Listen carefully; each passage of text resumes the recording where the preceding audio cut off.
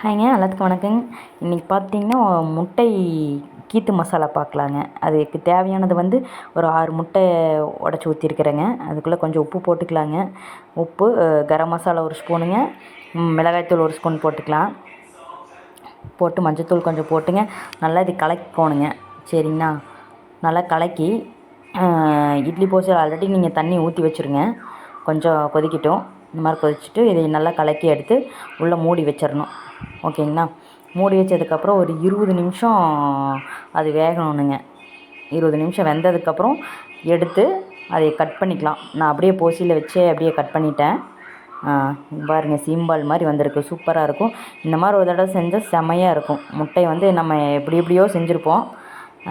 இந்த மாதிரி செஞ்சால் ரசத்துக்கு மீதி சைடிஷாக யூஸ் பண்ணிக்கலாம். நல்லா இதுக்குமே பாருங்கள் எப்படி இருக்குதுன்னு பாருங்க. பார்த்துட்டிங்கன்னா மசாலாலாம் உள்ளே இறங்கியிருக்கும். நல்லா ஒன்றும் பிரச்சனை இல்லை. இதை வந்து ஒரு தாளிச்சுக்கலாங்க. சரிங்களா?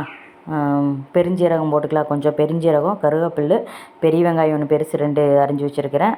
ஒரு பச்சை மிளகா ஒரு 2 போட்டுக்கலாம். போட்டு நல்லா அது வணங்கினோடனே 2 தக்காளி வந்து நான் நல்லா அரைச்சி வச்சுருக்கிறேங்க. அதை ஊற்றிக்கலாம். சரிங்களா? அதை ஊற்றி நல்லா கலரி விட்டு கொஞ்சம் நல்லா அந்த பச்சை வாசம் போகிற அளவுக்கு வேகட்டுங்க. அதுதான் முக்கியம். அதுக்கப்புறம் பார்த்துட்டிங்கன்னா நம்ம சிக்கன் மசாலா ஒரு ஸ்பூன் போட்டுக்கலாம். சிக்கன் மசாலா ஒரு ஸ்பூன் போட்டுட்டு உப்பு வந்து நம்ம அதிலேயே போட்டிருக்குறோம். தேவைப்பட்டால் போட்டுக்கோங்க, மறுபடியும் போட்டுக்கலாம். இஞ்சி பூண்டு மிளகாத்தூள் கொஞ்சம் போட்டுட்டு, மிளகாத்தூள் வந்து சும்மா 1/4 டீஸ்பூன் போட்டால் போதுங்க. ஏன்னா பச்சை மிளகா எல்லாமே போட்டிருக்குறோம் ஆல்ரெடி. இஞ்சி பூண்டு பேஸ்ட் வந்து தேவைப்பட்டால் அந்த டேஸ்ட் வேணும்னா நீங்கள் போட்டுக்கலாம். எனக்கு அது வேண்டாம் அப்படிங்கிறனால நான் போடலை. ஓகேங்களா? அதுக்கப்புறம் இதை போட்டுக்கலாம். அவ்வளோதான். முட்டையை போட்டுக்கலாங்க. முட்டை கட் பண்ணி வச்சுருக்கிறேன். 6 முட்டை பார்க்கறக்கு இப்படி தான் இருக்குது. ஒரு 5 பேர் 6 பேர் சாப்பிட்லாங்க. அந்த மாதிரி நிறையா தான் வரும். கொஞ்சம் நேரம் மூடி வச்சுக்கலாம். ஒரு 7-8 நிமிஷம் மூடி வச்சா போதும். சரிங்களா? அவ்வளோதாங்க. பாருங்கள், இப்படி தான் ரெடி ஆகிடுச்சு. பார்த்திங்கன்னா செம்ம டேஸ்ட்டாக இருக்கும். முட்டையை வந்து நிறையா விதமாக செஞ்சுருப்பீங்க. இந்த மாதிரி ஒரு தடவை மல்லித்தூள் மட்டும் போட்டு இறக்கிட்டா வேலை முடிஞ்சுதுங்க. சரிங்களா?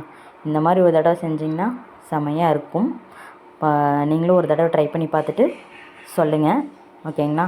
பிடிச்சிருந்துன்னா ஷேர் பண்ணுங்கள், லைக் பண்ணுங்கள், கமெண்ட் பண்ணுங்கள். எப்படி இருக்குன்னு ஒரு தடவை ட்ரை பண்ணிவிட்டு அப்புறம் சொல்லுங்கள். தேங்க்ஸுங்க.